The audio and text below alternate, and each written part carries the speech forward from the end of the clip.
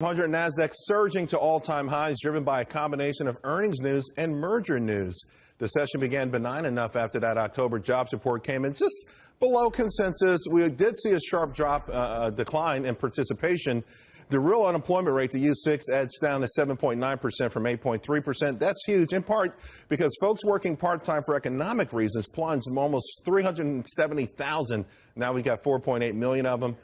And by the way, this metric for the U6, the record low is 6.8% back in October of 2000. We also got the ISM report on the service economy. That came in at its highest level in 12 years. And midway through the session, Qualcomm began to surge on reports out of the Wall Street Journal that Broadcom was preparing a bid, perhaps around $70. I think that would be a real lowball number, but it does underscore that a lot of names out there in play. We're going to see a lot more merger mania. And then, of course, this earnings. We can't forget about that. Apple's big beat last night. Investors now okay with chasing names as long as they're providing strong financial guidance. By the way, this earnings season thus far has been pretty impressive. According to FactSet, 81% of S&P 500 names have reported. 66% have beat on sales. 74% have beat on earnings per share. Right now, your forward PE is 18. Yes, well above the 5-year average, was slightly above 15.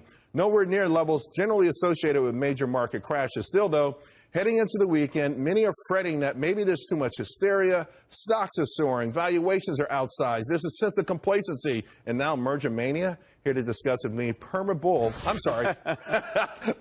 Schiff, CEO of Euro Pacific Capital. Peter, it's been too long. How you doing? I'm good. How are you? You look fantastic. You look tanned, rested, like the most interested man in the world. But what about this market? How you feeling about it?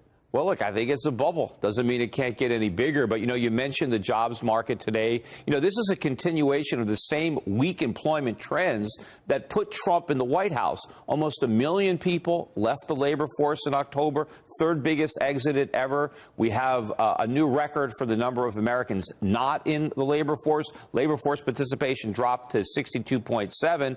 And then look at real hourly earnings actually went down. They had to round it up to get it to zero. So you have, I think, a third of the jobs created, a third were waiters and bartenders. And most of those are part-time jobs. So this is not a strong economy. I like what I'm seeing, though, when I read these business reports, when I read these earnings reports, when I see durable goods or business investments coming on. So there does seem to be a disconnect with the official BLS report, but everything else, all the other evidence out there, whether you consider it soft data or hard data, points to an economy where the wheels of commerce are moving, maybe not as fast as you want them to move, but they're certainly moving in the right direction. Well, I think there's a lot of optimism. Unfortunately, I think it's false optimism. I think that had Hillary Clinton won, I think we'd already be in a recession. And I think the reason that we're not is because people are convinced that maybe things are going to get better, that we're going to cut taxes, get rid of regulations, and we're going to have a lot of economic growth.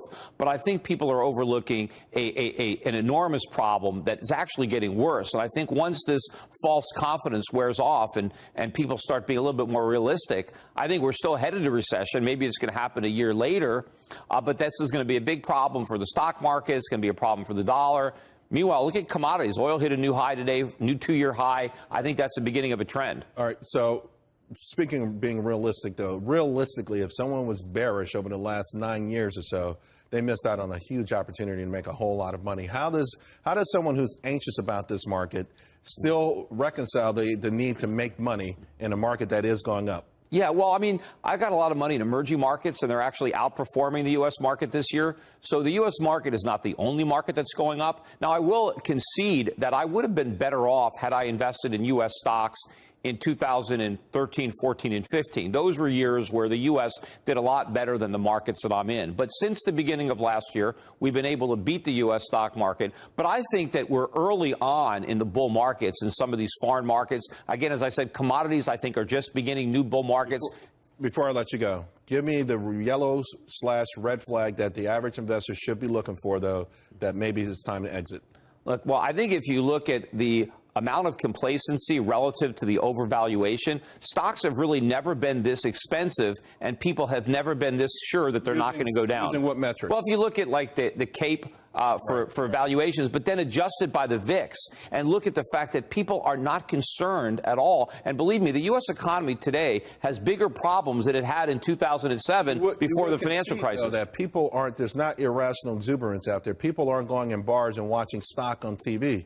You know, in other words, the average person out there, a lot of them still not even in this market. Well, the average person is broke. I mean, part-time bartending, you know, you can't really get into the stock market. But I say there is a lot of irrational exuberance among professional investors, people that are managing money for a living. I mean, they're